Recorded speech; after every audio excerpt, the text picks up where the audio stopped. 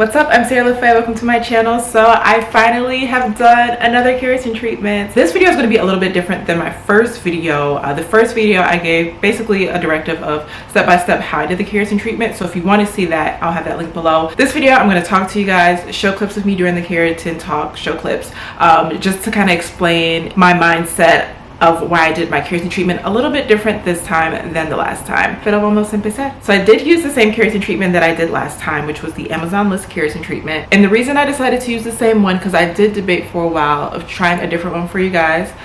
But it's just so many different reviews about so many different at-home keratin treatments, and I want to be extremely careful about what I put in my hair because it's a part of my job. So I was just like, I'm gonna get what I know works for me. Like I mentioned before, I did apply just a smidget differently than I did the last time to kind of see if I can alter my results a little bit. I ended up starting off with really oily hair because I had spent the week prior using the Camille Rose cocoa nips and honey serum just to help with moisturizing my scalp. I used the step number 1 to clarify the hair, which pretty much strips everything out. You know what? No, actually I used the VO5 shampoo to help get some of the oils out from the Camille Rose.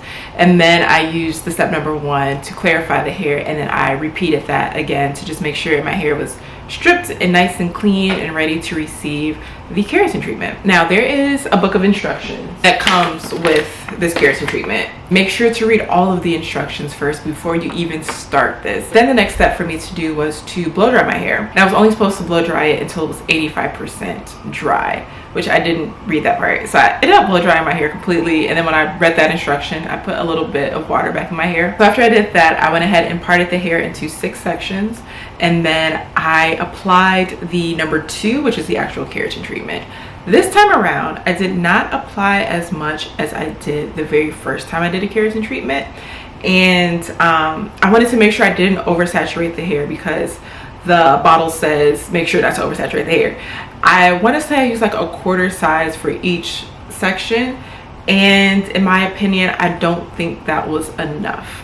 I cannot remember exactly how much I used the first time around, but I was just like, I want to make sure that I kind of keep my curl pattern a little bit better than when I did it the first time. And to be honest, I wish I would have put a little bit more, because I felt like my hair wasn't as shiny. My hair still has a great shine, and I get so many compliments when I'm walking on the street, people saying, oh, your hair looks really pretty. But I just know the results I got the first time, and they aren't as good as this time. I also used a plastic to cover my hands as I was putting the keratin on there, and then I used a comb to get it all through, and then I used the blow dryer on the cool setting to help the keratin set into the strand. So I did that for each section as I went up. And then you just have to make sure that when you're blow drying the hair in the cool setting, you can't use a brush to brush the hair through, which was the mistake I made with the first section, and then I caught myself and make sure not to do it to the rest of the hair. I feel like all of the steps I give you have to be very cautious of and try your best to follow the instructions exactly, so that way you are not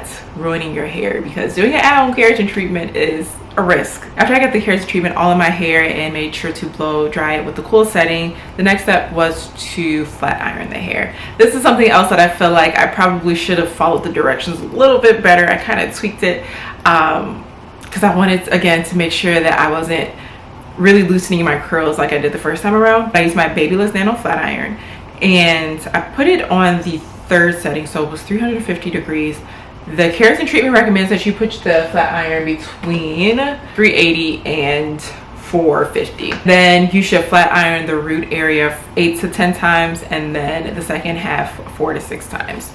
So I also didn't follow that directive either, which I think was okay, because the first time I did it, I didn't follow that directive. But I want to say I flat ironed the root about 4 to 5 times, and then I flat ironed the bottom 2 to 3 times. I think the amount of times I ran through the hair was fine, but I should have put the heat a little bit higher to make sure that the keratin really set into the strands. I think that would have made a huge difference in the amount of shine that I got. Something else you want to note, which they don't tell you into the next step, is to flat iron the hair at a 90-degree angle from the scalp. Make sure you do that, because that definitely makes a world of difference. To make sure the cuticles are laying the way they need to lay as you're flat ironing the hair. After I got my hair completely flat ironed, I went back into the shower, washed my hair with warm water, rinse it out completely for like a good 2 minutes, and then I applied the number 3, and I left that in my hair for, the instructions said to leave it for 3 to 5 minutes. I think I left it in for like 10 minutes. And then when I got out the shower, saw my curls, they were of course a little relaxed, but not as relaxed as they were